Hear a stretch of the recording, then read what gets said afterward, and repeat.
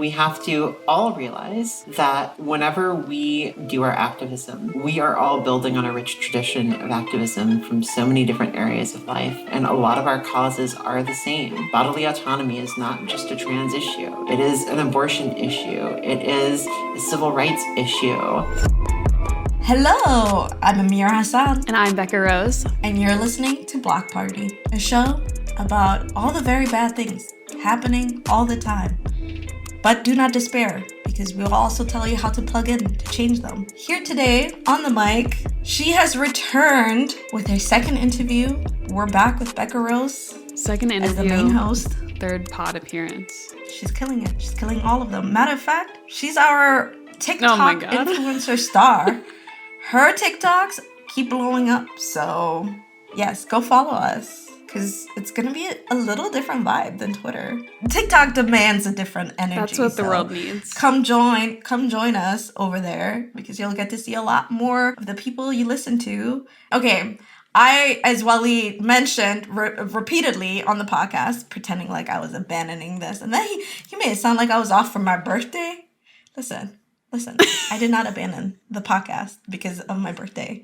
And I'm really excited to share why I was not on the podcast. Yes. In a few episodes from now, stay tuned, because we will be talking about that. But I got to miss I genuinely enjoyed listening to last week's episode so much. Having all of you and Sophie on the whole mic, gang. And I missed it. I'm not gonna lie, I do not suffer from FOMO usually ever, but I had a little bit of FOMO. I was listening to it, and I was like, yeah, and this, and I have a thought. Where's the mic? Where's the mic? So I'm sorry to make us revisit some of this, but I do want to talk about this because it is relevant. So on our last episode of Block Party, we had a conversation about narrative framing, specifically on broadcast television, when progressives go on broadcast TV, when Democrats in general go on broadcast TV. The focus is on conflict, which oftentimes forces Democratic pundits to just be reactive and get stuck in this kind of right-wing framework, which I think is relevant to today's episode. In terms of trans rights, a lot of that discourse is kind of stuck in this very reactionary, pretty reductive, generally just blatantly false binary of black and white. And it's super relevant to my conversation with Erin today and just how a lot of that discourse plays out at a state and a national level. Yeah, what I really found interesting about how this ties into last week's episode is that obviously a lot of this is why should progressives go on broadcast television and try to get their message to viewers and audiences that they usually don't? And then when they're there, how do you win the argument and fight, or how do you sidestep the really disingenuous framing that is often used? Mm-hmm. And obviously I'm not a comms person. We're all comms people at heart. Here's the thing. Here's the hottest thing, okay? Being a good communicator can only get you so far if you're also not a genuine communicator. And yes. If your actions and your words do not align with each other. And over again, for decades now, the Democratic Party has failed to live up to the words that they speak to voters, right? Because once again, we have this roundabout with the Biden administration where they assured us, like when we started planning for this podcast, I was like, you guys, I don't know. Like, Democrats have been, by and large, pretty solid on this. And the administration has been pretty solid on this. Joe. And has constantly reaffirmed, at the State of the Union, even reaffirmed their commitment to trans youth and to the trans community. And then, because of these sweeping laws, now they've come and been yanked to the right. We see this once again play out. Last week, Washington Post had this breaking news basically saying that the Biden administration was putting out this guidance for Title IX. And the Title IX new proposed regulations from the Biden administration, basically the administration's interpretation of the existing Title IX regulations, but what they've proposed essentially sides with people who oppose the inclusion of trans athletes. Yeah, this goes back to the framing conversation.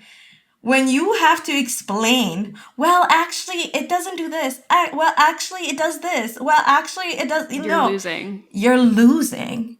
And there was zero reason. There was zero reason to put out this Title IX guidance, especially because the SCOTUS had just affirmed rights that people were worried about. And so this is why we do what we do. Communications, to me, is a tool for action, to get you motivated to go and change what we see. We do not strive to get coverage for the sake of coverage. Yeah. We do not strive to be on television for the sake of television. Those are all tools to change our political realities, right? And so I think that as progressives, and I think at JD, I think we do a really good job at always bringing it back to what change we want to affect. Most of the work that we do is not public. Yeah. And that is because what we work on is changing political realities so that we, as progressives and the people that we help elect and our members of Congress, we want to make sure that their press releases and their realities on how they function are the same, right? We don't want them to just say pretty words to you, a rousing speech, and get people really caught up and being like, oh my God, yes. And then go around 2 years later or whenever they have some real power and not actually do those things. What have you done? Yeah. Exactly. Right. And too often, and this is why people really lose a lot of faith in politics, is that a lot of times there's people who use the progressive, quote unquote, name to say, oh, I believe X, Y, and Z, right? And we'll give you the right words in the right order. Yeah. And then they will go around and not do those things. And over, it's not just progressive. It's like just politicians in general. And I think Democratic politicians do this, unfortunately, a lot. Yeah. So when we're talking about framing and words and communication, all of that kind of goes up in flames. I think for me, in politics, if you do not actually follow through on all those things. And the right, unfortunately, does not suffer from that problem. Yeah. No matter how unpopular the things are that they are doing them. Well, yeah, it's also easier to say whatever you want when you're not actually fighting for any progress and you're just there to be a stalwart and make sure nothing happens. So you can say inflammatory stuff on television and not really be held accountable for it. Different realities. But if there was actual repercussions, like I feel like Republicans don't just, the argument of, hey, how does this play out in the elections is a lot less relevant on the other side. Like everything that Democrats do and everything that it's filtered through in the media cycle is always through that lens of, well, how does this hurt? How does this help Democrats, right? Like even right now with the abortion drug. Mifepristone, being, outlawed by this cuckoo judge, dumbass judge that literally there's no standing. We're just we're just handing things down based off vibes and our feelings. Yeah. And clearly it's bullshit. But is the administration coming at it and saying, we're just going to go ahead and ignore it? No, even though they could. And over, this is the same thing. There's no accountability and Republicans will just keep going along this path. And this gets us to your stuff. Sorry, not me filibustering.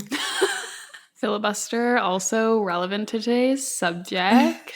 Yeah, no, I don't know. I was really excited to talk with Erin under unfortunate circumstances. I wish this was irrelevant to be talking about. But I do think that on this podcast, we've created a really cool space to actually be able to advance this conversation about trans rights and how we can be pushing back at various levels against these different bans and really just have a conversation about intersectionality and how this kind of broader anti-wokeness crusade has all these ripple effects. And this is not a show where we get stuck in reductive conflict-driven, red herring-esque framing. And so I think we're able to have a lot of more nuanced conversations because of that, I think. And I hope that's what this is for people. I'm so excited to listen to your conversation with Erin Reed. Her work has been incredible to follow and absolutely so enlightening. And I've learned so much in a very short amount of time. And I hope you all will learn alongside me. Let's go.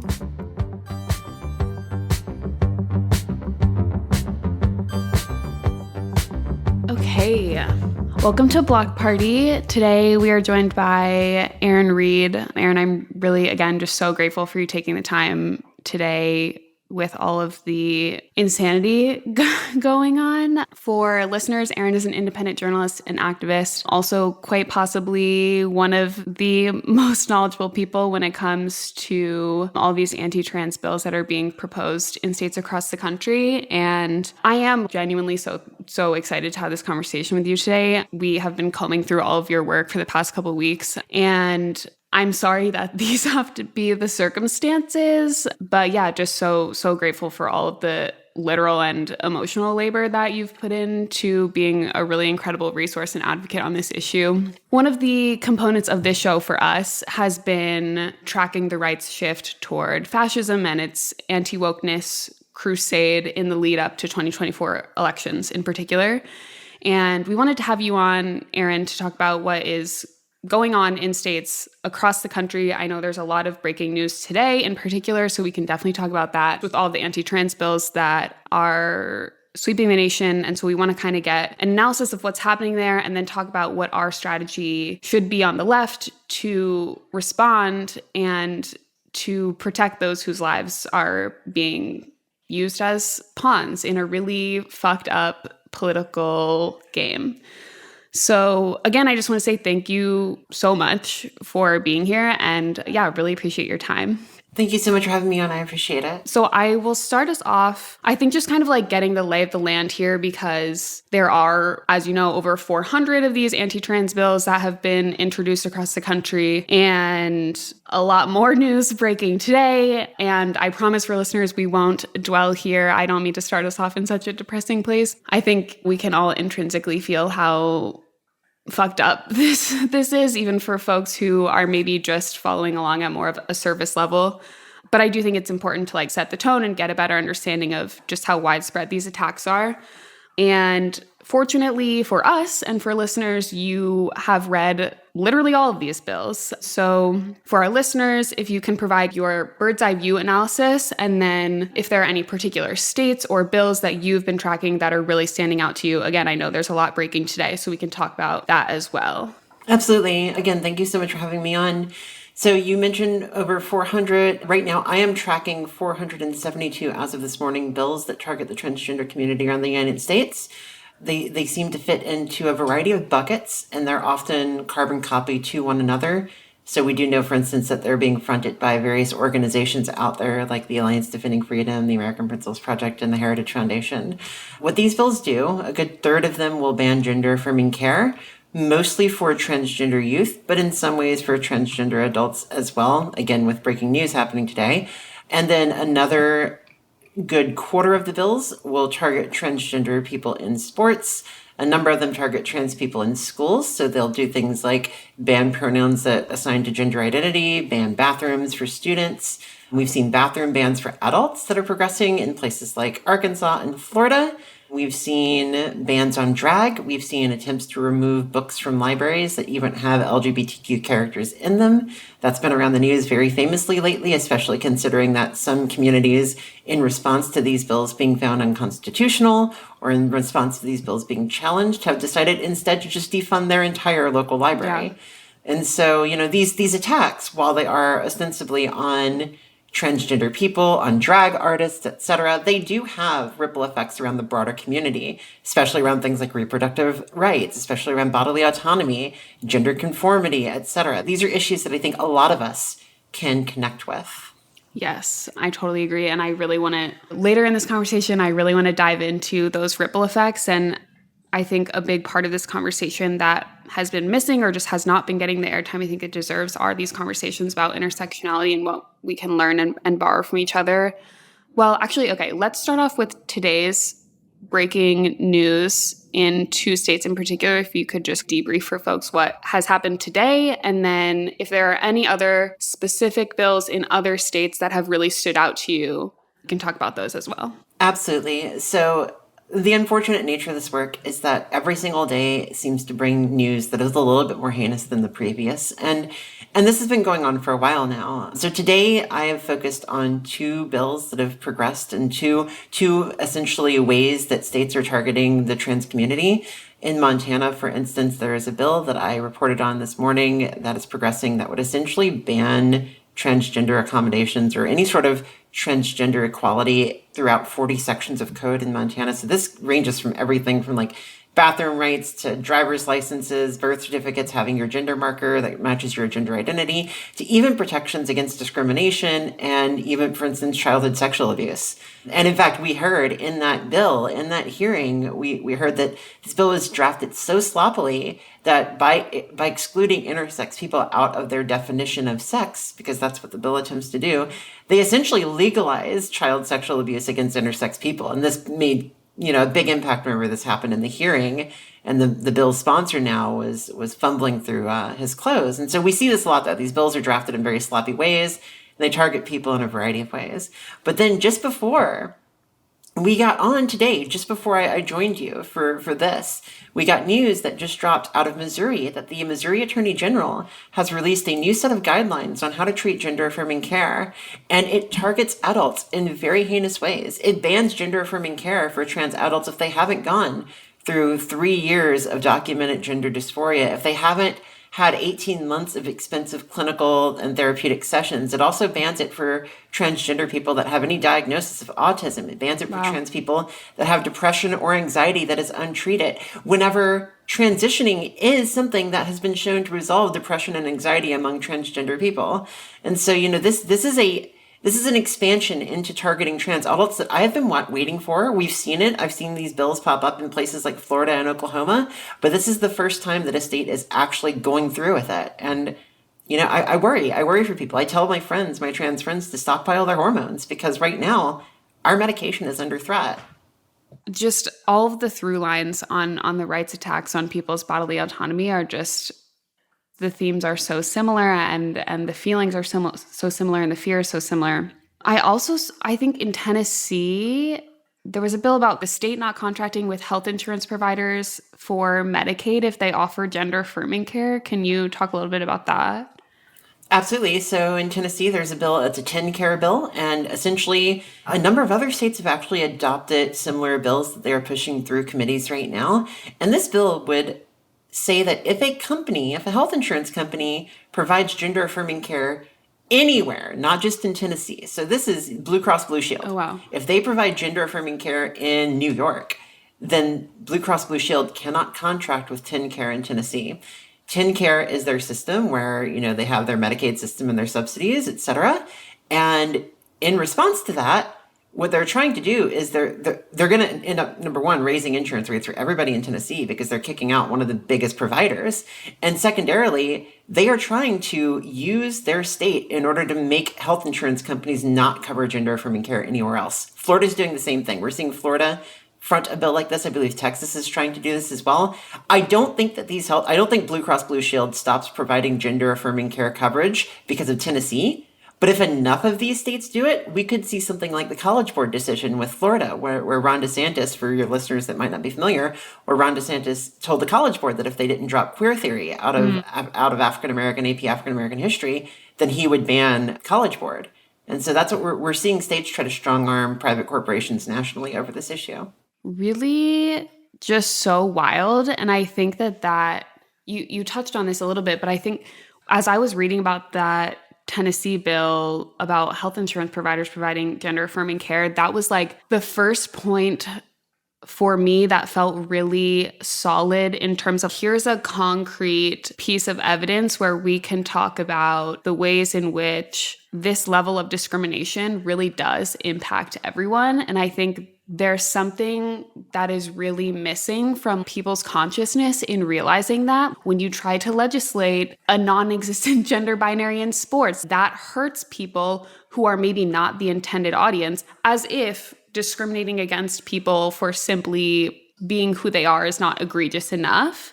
But I think there's this through line that people are not talking about enough in the national discourse that I think is just so essential. Yeah, no, absolutely. And I mean, you see this with every law that targets trans people because the ultimate fact of the matter is that trans people exist in our society that does not have a rigid gender binary, Yeah. that doesn't exist. And so, like, for instance, you mentioned the sports thing. Okay, so we've had several states pass sports bans.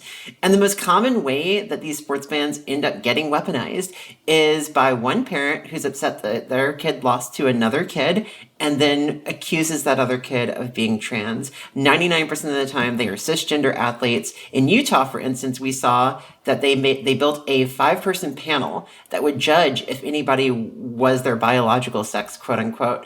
And the reason why that law got enjoined in court is because cisgender athletes were accused of being trans, and the schools launched investigations into their entire medical history for students, just regular students who got accused of being transgender. And so, yeah, like you see in Kansas, they passed a bill that could allow for genital inspections for kids just to play sports. I mean, the ridiculousness that people are willing to put up with just because there's this sustained fear campaign against transgender people it's a lot. We don't have to dive too deep into the Biden administration's proposed regulations around Title IX, but something I did want to ask you about that is our last episode of our podcast was about narrative framing and not getting stuck in the opposition's frame, which I think happens a lot, especially with progressives on national broadcast television, definitely with Democrats as a whole, getting stuck in the frame that the right presents and then just being very reactionary. So for folks who might not know, last week the Biden administration proposed new regulations, their interpretation of Title IX, I guess, that essentially sides with people who oppose the inclusion of trans athletes. And I feel like when that news broke, with this Washington Post article that kind of went viral on Twitter, the conversation was like, this is bad, period. I personally agree. Since then, there's been some weird backtracking and spin on these proposed regulations, and I'm curious your thoughts on what has happened there in terms of the framing on that conversation and how you've seen that play out. So for the listeners that aren't familiar, Title IX it protects gender in schools, in places of academia, et cetera, and it's been used heavily with sports, although it's also used in other code and other areas of law.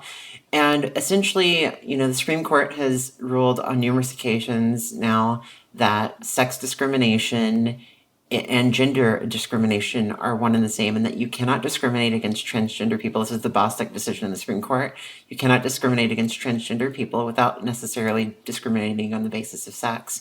And so what the Biden administration has done is they've reinterpreted Title IX to also include transgender people in other areas of law, but there was one section where they held off, and it was on sports.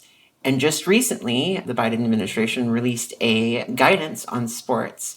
And the problem that I think, a number of people that have been activists for transgender rights issues for a while saw immediately is that it seemed to take the Republican framing on sports. Talking about framing, like you'd said, even if the proposed rule was in some ways protective of transgender people, but not in many ways. It simply legalized and provided a roadmap for discrimination by using the framing that we've seen out of Republican bills targeting sports. And I think one reason why I think I pushed back so heavily on that, and why several other people pushed back, and in fact, 14 of the 16 transgender lawmakers signed a letter to President Biden stating that these policies essentially provide a roadmap to do trans people harm, is that whenever we think about sports, I want us to think about what happened in 2020, how everything started with sports, and the idea behind everything starting with sports. And the American Principles Project, Terry Schilling from the American Principles Project is already on the record as saying this.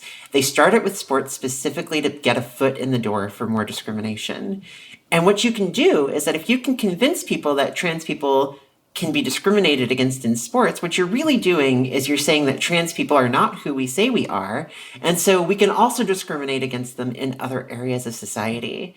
And so it's kind of like it's the seed that they plant to then grow, these vines of discrimination. And I think that's what so many of us are trying to push against. That's really interesting in terms of, it's always their strategy, I feel like, where they just get the foot in the door and the door is just cracked open a little bit.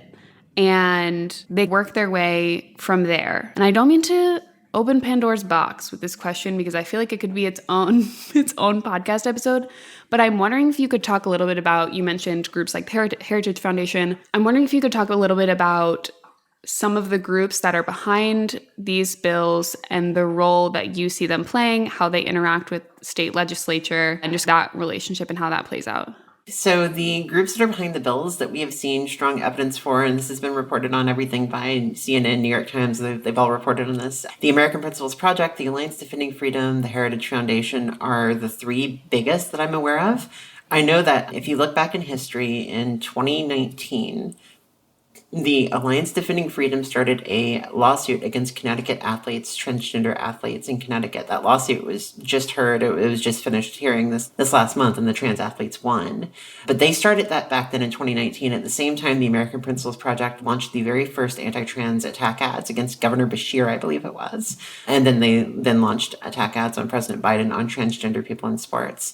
We know, because since then, Vice and several other media outlets have reported on emails that got leaked from back then in 2019 to 2020, that they were working on the first trans healthcare bans, and that they were writing them. They would sign off emails with messages like "under his wings," and it was just like this very hyper right-wing, very much familiar brings to rhetoric. mind, exactly. And so we saw the seeds of this, and they first tried this in North and South Dakota. The gender affirming care ban failed then in 2020, and I remember watching that bill go through South Dakota. It did fail, but this is the genesis of all of this. And since then, they've spent millions and millions and millions and millions of dollars on campaign ads in several states on trans issues. I will note, though, on kind of converse to this, is that these attack ads that they're spending all this money on, they don't seem to work very well. We just saw in Wisconsin, the Supreme Court race, for instance, the American Principles Project spent almost $1 million in Wisconsin, essentially trying to say that the Democratic choice for the Supreme Court there would allow for sex change surgeries for minors or something like that. And I mean, the Democratic choice for the Supreme Court in Wisconsin won by 11 points, even though it was supposed to be a close race. But we also saw this in Georgia, with Herschel Walker having an ad with Riley Gaines, and who's an anti-trans ex-swimmer. We saw it in Michigan, where the GOP chair of Michigan basically blamed their focus on trans issues for why they lost all three branches of government there. And so this is an ongoing issue, and they know that it's not a winning issue in general elections, but these groups are still pushing because they're not actually, in my opinion, going for the general election. They are trying to get as much control of the Republican Party as possible so that they can pass these laws in states that have high numbers of Republican legislators. And so in many cases, these are primary fights for a lot of these organizations that are basically say that unless you vote against trans people, we will primary you. Do you think that it feels like a lot of this it didn't originate in 2019, 2020, but it feels like that was kind of the beginning of this influx of these bills? Is that true? Is it the case that this has been building in how frequently we're seeing these bills since 2019, 2020? And if that's true, what do you think has been like the impetus for the influx of these bills? Because I know in some of our research, we've been reading about like previous parental rights type movements that happened in the 90s in states like Colorado. And similarly, like they weren't very popular. They didn't gain a lot of traction when they happened previously in history. And so I'm curious if you have thoughts. There's probably no one single answer to this, but yeah, I'm curious if you have thoughts on like why now. So we know that in 2016, they attempted to do this in bathrooms in North Carolina, and that was the sort of modern genesis of the anti-trans movement. And back then, the response to attempting to do this in bathrooms was so robust and so much of just like a striking back at this attempt that North Carolina lost $3 billion worth of revenue. PayPal pulled out of North Carolina. We saw Deutsche Bank pull out of North Carolina. The NBA All-Star Game pulled out of North Carolina. And that set back the anti-trans movement, and that set back all of these bills by years.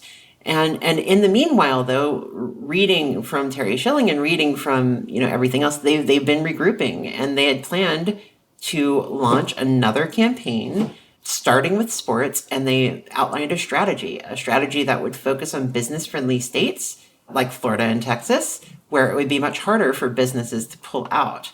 And so, I think that we are seeing the result of them licking their wounds after North Carolina, regrouping, and then essentially implementing a strategy that they worked on for a very long time. And it's been, sadly, it's been effective for them. They've been able to use this strategy of business-friendly Republican states and hitting in multiple states at the same time so that businesses can't pull out of states as easily in order to get all of this legislation passed.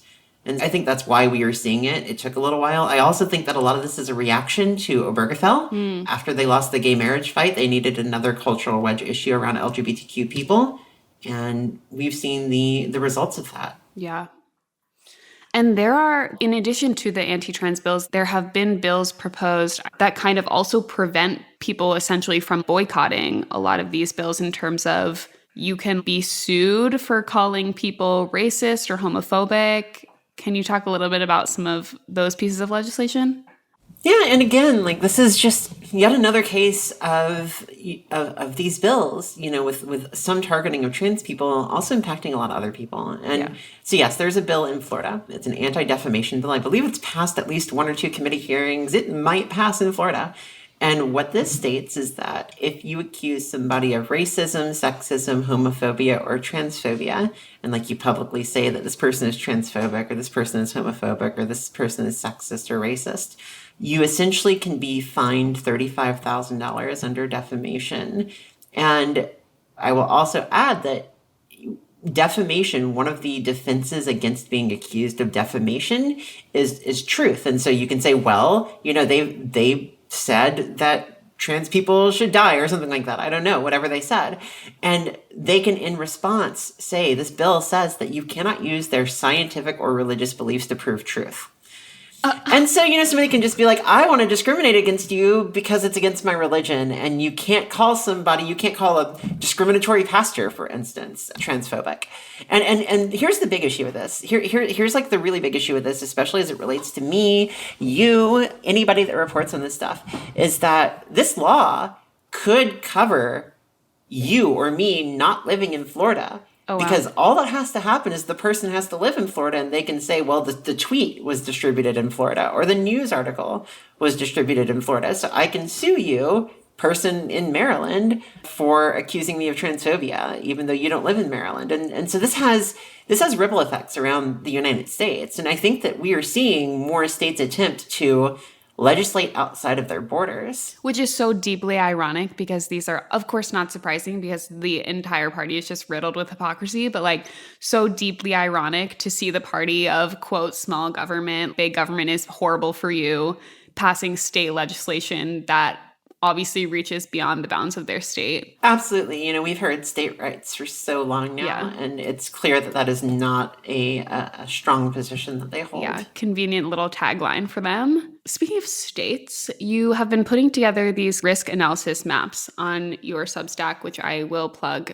for folks to go read more and support your work because it is truly essential for people listening. It's Erin in the Morning, erininthe.substack.com. And we can also put that in the show notes. But basically, people are asking you personally what the risks are in their states as teachers, as parents, as young trans people, which is a pretty unique relationship, I think, to have with your readers. And so I wanted to ask you what those interactions are like and what your process is for putting together these qualitative maps that you update on a pretty frequent basis. So, I am regularly asked by parents of trans youth. I'm regularly asked by trans youth themselves. Basically, I live in such and such state. Is it time for me to leave? Is it time for me to flee? And I've helped people flee. I've helped people flee Texas, Florida, etc., raised money for them on GoFundMe. And people do need to leave sometimes because their kids are being pulled off medical care or they're being targeted with perhaps the taking of their kids, like in Texas where they were investigating people for child abuse. And so, I in response to this, because I started getting these messages every single day, I made a map. And I wanted to basically help anybody that needed to ask that question assess their risk and assess, how far they need to travel to get to some place that was at least a little bit safer than they're at right now. And so essentially what I did was I categorized states into 5 buckets. I've been watching, hundreds and hundreds of hours of legislative hearings. So I've got a very good idea of everything that's moving in these states. Thank you for that. It's hard. It's hard. I watch the most vile hearing every single day, the worst one in the country, and I will watch it. I'm so worried for you, Erin. It's definitely it's not easy, Yeah. but I do it so you don't have to. Thank you. And so yeah, I've categorized everything, and this map that I've used, it's been a big hit. It's been like people have used it a lot, not just the families that need to get out, but I've had messages from people that have told me that they've used it to pick what college that they're going to go to, or help them decide between 2 jobs that they've got, 2 job offers. I've also talked to businesses who have used it to determine the risk of holding a conference in this particular state, or a meeting or a get together in a particular state. And I think that as time goes on, it's going to be more and more important to take these laws into account, because many businesses have several trans and LGBT workers with trans kids, or cis workers with trans kids, LGBTQ kids. And so if you're going to open a new office somewhere, that a good portion of your workforce might not be able to go to work in that office. And so it has a monetary impact on several of these states. And I mean, many people have testified. Chambers of commerce, for instance, have testified in some of these states, saying that these laws will threaten our state financially as well. Yeah, I'm just really sitting with the fact that it's just insane to me we're like genuinely reaching a point where you really have to account based on the state that you live in. Am I allowed to exist here? And people are having to uproot their lives based on that sole question. I was listening to a different podcast about abortion rights. The kind of conclusion was like, eventually it'll be normal to consult a map to plan your new office opening, to make sure that your employees can show up to work and have a job. And I refuse to accept that will ever be normal. But it's like a feasible outcome of this. And I just think that is something that we should all really be sitting with. Yeah. And it's unfortunate because, it goes even further than that. There are several states right now that are passing laws that are safe states, refuge laws, that essentially say that if you get to our borders, we will not honor out-of-state subpoenas. We will not honor out-of-state extradition requests. We won't allow them to investigate your health care. And you mentioned the abortion side of things. These bills also protect abortion refugees as well. And I think it's so important to mention that these attacks on trans people are part and parcel brought from the attacks on abortion. And they use similar tactics. Mm-hmm. The same organization that was responsible for the abortion pill ruling this last week, the Alliance Defending Freedom, is the same organization that's writing all of these anti-trans bills. Yep. And they're using almost identical mechanisms to attack trans care. Things like attacking clinics, making it impossible for clinics to stay funded, pulling funding, banning out-of-state travel for certain things. They are making these long disinformation notices that have to be given, just like they do with abortion patients, and 24-hour rules and multiple visit rules. And so, we're seeing the exact same thing happen for trans care. And they are taking all of the lessons that they learned from targeting abortion, even including private rights of action and using bounty laws and stuff like that to target trans people. That's something that I keep coming back to in terms of lessons that we can learn as a movement. I think that there's just something really beautiful and feels very safe and healing about a community that just really deeply prioritizes intersectionality and being true to exactly who you are and radical acceptance. And while on the wrong side of the issue, they are using a lot of the same strategies and tactics, I think that there are a lot of principles and lessons on the left, as Democrats, as people who believe in fucking human rights, that we can also learn and borrow from each other. I almost wish there was more space to be doing that. I think there's endless potential to be doing that, especially as we're seeing more and more attacks on people's bodily autonomy. But it goes beyond that too, right? And I just think that that's so, so important, especially in this conversation about attacks on the LGBTQ community, that, yeah, I don't know. It I just keep is. coming back to it. It is. And I think that this is why intersectionality is so important. And we have to all realize that whenever we do our activism, we are all building on a rich tradition of activism from so many different areas of life. And a lot of our causes are the same. Bodily autonomy is not just a trans issue. It is an abortion issue. It is a civil rights issue. And, we talk about things like criminalization. We talk about things like, the history that so many communities in the United States have of being demonized for not meeting the proper narrative and the straight, white, cisgender, heterosexual narrative that seems to dominate in the United States and that seems to occupy this place of privilege. And, I think that whenever we realize that this fight is universal and it is united, I think that's where we can make the most impact. I'll give you a good example in practice. In Florida, just yesterday, Equality Florida released a press release giving out basically a travel advisory for Florida, stating that Florida was not a safe place for LGBTQ people to live or travel to right now, and basically advising against traveling. At the same time, they released this. Other organizations did the same thing. I do just want to take a moment to dig us out of the hole of bad things that are happening and really latch on to the good things that come from movement building and intersectionality, because I do believe that moments to celebrate are essential when you're fighting big battles like this. And there are a lot of people who are and have been fighting to keep these bills from passing, or at the very least keep them front of mind as they proliferate. And so I wanted to ask you about some victories that you've seen that are recent or that have just really stuck with you.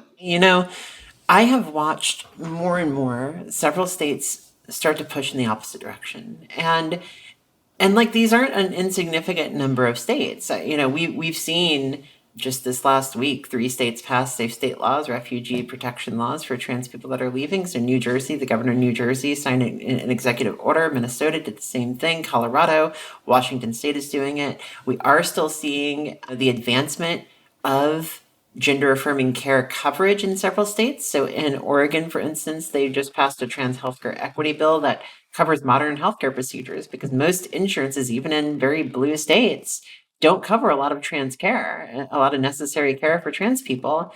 And so there's only 4 that do, and Oregon just joined the list of those. Maryland did as well, my own home state of Maryland.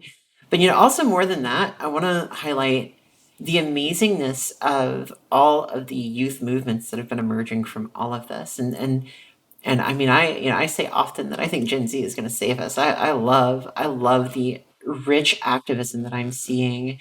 We're seeing student walkouts across the United States for Trans Day of Visibility. I've been part of several Trans Days of Visibility in recent years, and this last year, youth led a massive 50-state walkout / protest movement / march. And it was the most active I've ever seen Trans Day of Visibility in terms of people going out and protesting.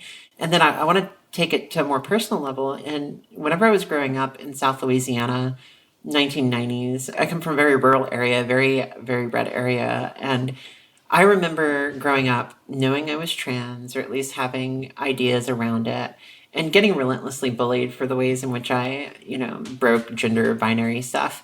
And it was impossible to transition in the 1990s back then in rural Louisiana. It just wasn't going to happen as a kid. And then 20 years later, I get a message from somebody that goes to a school, a 17-year-old trans girl that goes to a school that was 20 minutes from where I grew up. And she said, "Hey, Erin, I just wanted to let you know that I'm trans, and I know that you cover trans issues, and it may not be a big deal, but I was just nominated to the homecoming court."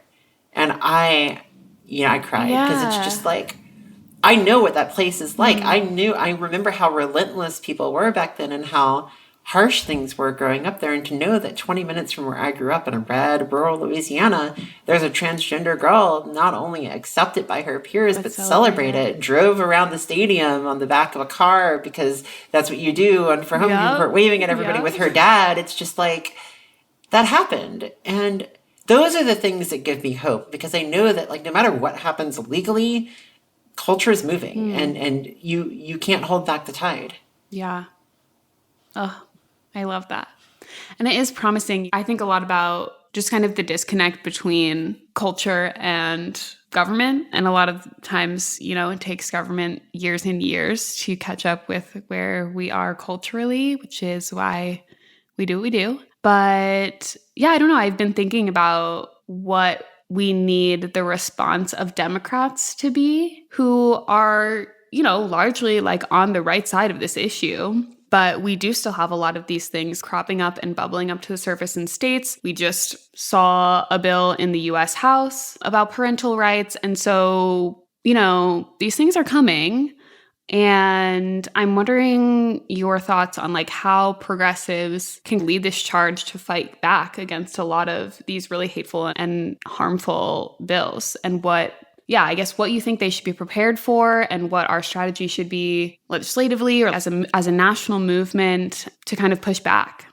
There's a lot. There's so much here. I will start by saying that a lot of this is still at the state and local level. And so the most important activism to do is going to be at your local school board. It's going to be at the city council. It's going to be at your legislative hearings whenever they try to pass some of these bills, and to stand up and testify against them. I will also say that every single state, no matter how progressive you might think your state is, has room to improve. And this could mean anything from passing one of those shield laws that I mentioned earlier to healthcare equity in your state. But even in states that have all of these, we look at Minnesota. I use Minnesota as a good example. Minnesota's a great state. They've got a lot of protections for trans people. And just recently they passed a shield law. And yet, 3 Black and brown trans women have been killed in Minneapolis over the last 3 months. And so again, intersectionality is important. We need to make sure that you support your local LGBTQ community and your local mutual aid organizations, because they're the ones that are going to get us through all of the hard things whenever federal things happen. So all of that, definitely focus locally, do all that.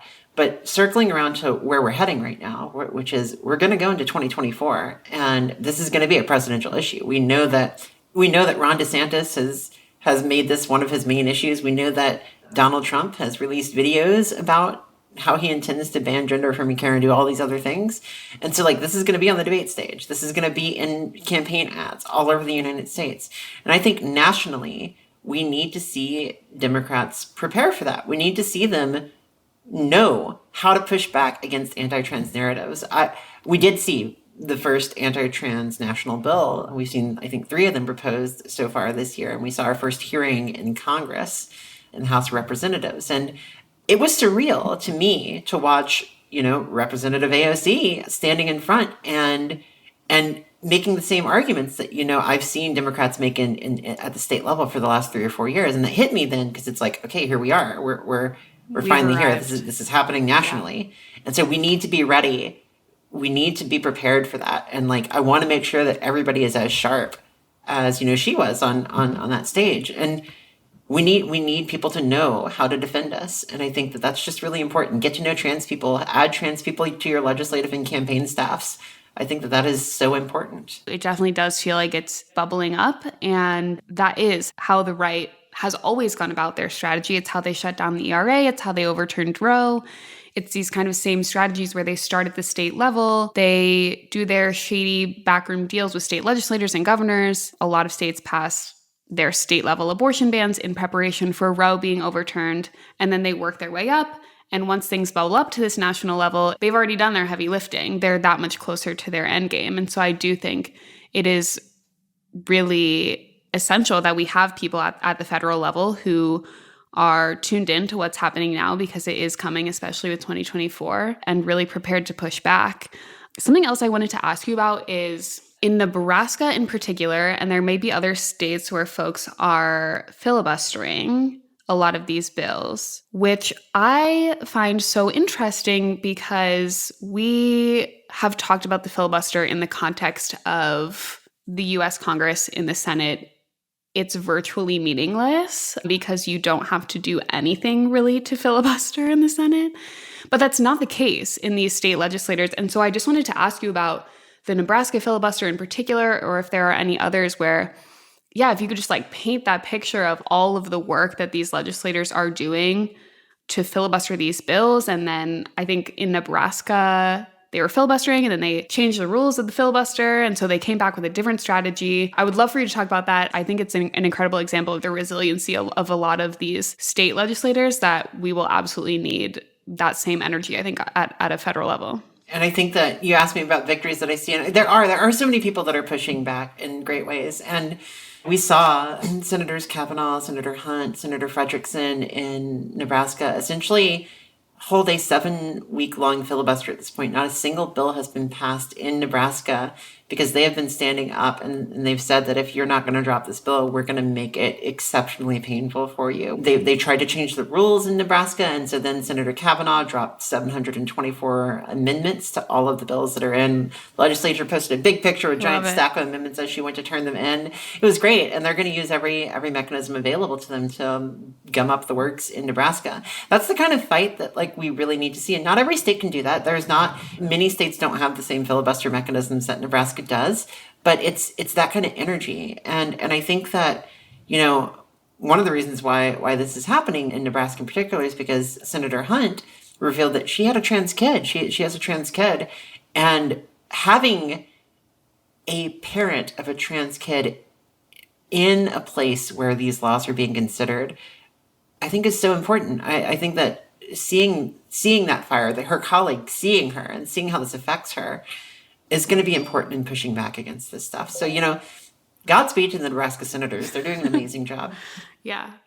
The more I read and the more we talk about this issue, I am deeply concerned for the future. But I also think that the progressive movement has proven itself in a lot of battles in the past couple of years in particular. And we are building that grassroots energy now. And a lot of this work has been happening in the States and has bubbling up to a national level. And I just think that the more we work together now, the stronger we can get. Yeah, I just hope that I hope that we can come together for some kind of coordinated strategy and just really focus on the ways that all of these issues do really, really tie in together. And there are a lot of deep-rooted and widespread political consequences. And part of that, obviously, from the perspective of our organization is that we do need more Democrats and progressives doing this work in Congress so that people like you don't need to track this day in and day out, and hopefully you can get a fucking break sometime. I look forward to the day where I can not go to bed at 2 a.m. looking at all the next hearings happening the next day, and where I can just wake up the next day and have a day off. That's going to be the most wonderful day. I want that for you so desperately, so much. I don't know how you do it, but like genuinely what keeps you going doing this work? Where do you find joy? Are there any other personal victories you would like to share with us?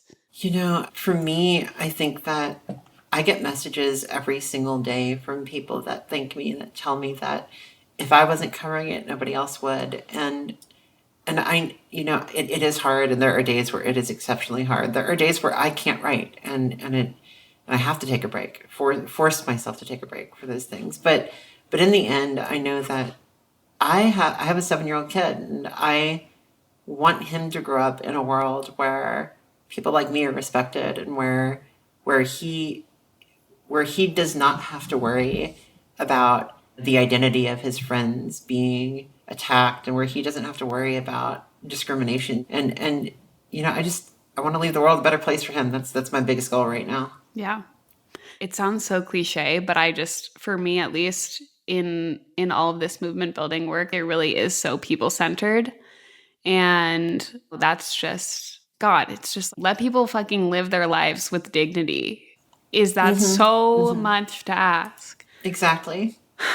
I don't have anything else for you, Erin. Is there anything else you would like to talk about before I outro us? The floor is yours.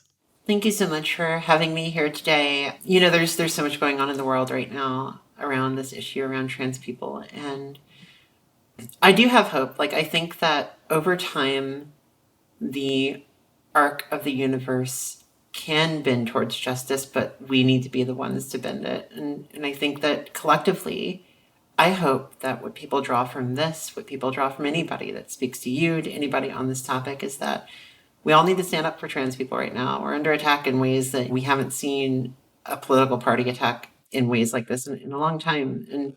And the force in which they're attacking is just, it's so harmful, and it's going to hurt a lot of people.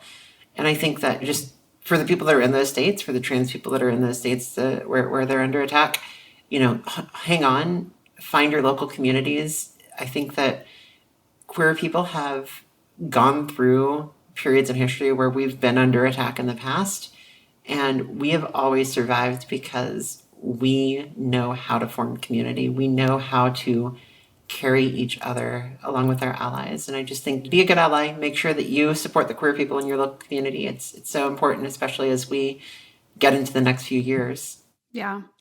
I will also plug your Substack again because it is essential for folks who want to support Erin's work.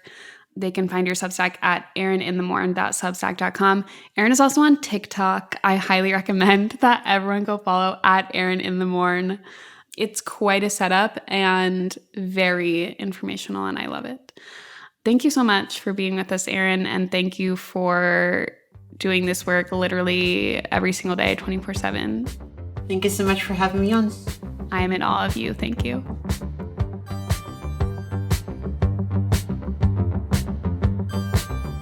Wow. Okay. Well, Becca, how do you feel about that conversation? What was your biggest takeaway? I feel exhausted. Yeah, I mean, there's a lot to unpack, and it's like kind of shocking and depressing how widespread a lot of these attacks are on trans rights. Something that I have been thinking about since that conversation with Erin is just about what we can expect within the next year or so in particular. She mentioned, obviously, DeSantis running for president, and with 2024 coming up, this issue being at the forefront in a really bizarre way, and just expecting like ads to be plastered across the country about this kind of stuff. And that's kind of scary. And I think something to be thinking about in the next couple months is really, are Democrats prepared to message on this issue in a way that is fair and progressive and effective and not reactionary and bad? And I think there's some work to be done there. Can they not also, besides message, not continue to put out guidances that fuck a whole community and compromise on their civil rights? Set us back a couple years. Right. Unprompted, unasked. One thing that really stood out to me was just the battle with school boards, the battle in schools. This is, at the end of the day, when we first started doing research and started talking about this episode, which it's been in the works for months, actually, right? Every time we started, it would lead us to other civil rights aspects, right? You would start here, but quickly you would have to start talking and thinking about the book bans, start thinking about all the curriculum bans and changes in all these states. And this is all part and parcel of the same battle and same fight. And it doesn't behoove anybody when progressives or anybody tries to think that they do not have to stand up for trans rights, or think that they can sidestep it, or, give in to the sirens of donors and turfy language and still think that they stand for civil rights, because you do not. Yeah. At the end of the day, this is all one fight, and I think that's the biggest takeaway. You cannot put this in a separate box and think we're fighting the same battle. We're not. So get to work. This will sink your boat too, bitch. I know that's right. It will sink your boat too. That's right. To quote Amira Hassan. I say a lot of nonsense all the days long. It's This is true, why though. I never want to have a mic Listen, in front of me. You're right, you're right. When you're right, you're right, okay?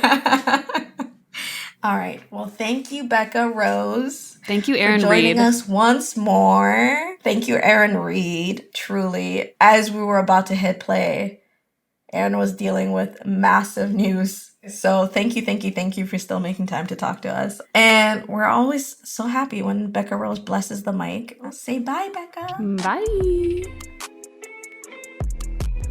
All right, that's our show. Our mix engineer is Rocky Russo. Our producers on this episode were Sophie, Cap, Becca Rose, and Emma DeSau. Special thanks to Jeremy Flood. Oh my god. Oh my god. And a very, very, very special thanks to our Triple Taurus. one and only Triple Taurus, Jeremy Flood, who's going on to bigger and better things. Well, maybe not better, but definitely bigger. Also just as good. Well, I mean, listen, as an Aries, I can't say that anything that I'm not involved in is better. That's crazy. I don't even want to say that he's leaving. Literally. Like, You literally I'm can't refusing say it. to say the words. I am refusing to say the words. Jeremy is leaving us. Special thanks to Jeremy Flood, who has been an integral part of this project and our whole organization, and who we will miss very dearly. But we're so excited to see all of the incredible work he's going to do the next place he's at. Yes, number one fan. I'm your number one fan, Jeremy. Those bitches stole him. See you on the blog. Bye.